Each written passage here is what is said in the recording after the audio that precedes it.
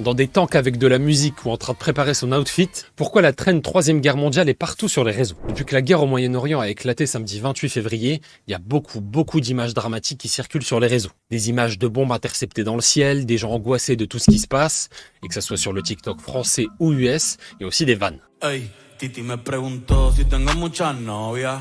Alors il y a la traîne des tanks, avec tous ceux qui imaginent leur playlist pour partir en guerre. Et puis il y a aussi la traîne des outfits, comment s'habiller pour un conflit bien géré. Et c'est la même chose sur le TikTok US. Il y a eu presque 150 000 vidéos sur le hashtag World War III. I feel like this generation is only scared of three things: pregnancy, no Wi-Fi, and job applications.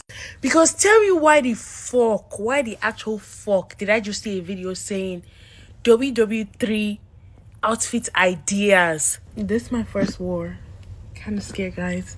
Pour comprendre pourquoi ces vidéos nous font rire alors que la situation est dramatique, on a demandé à Vanessa Lalo, psychologue spécialiste des pratiques numériques. Pour moi, c'est une manière de mettre à distance l'angoisse. C'est-à-dire que c'est vraiment un mécanisme de défense en allant rigoler sur la couleur des habits des militaires, en proposant que ce soit plutôt en rose pour que ce soit plus joli, ou en allant s'amuser avec voilà, ces espèces de parodies d'images réelles qui sont tragiques.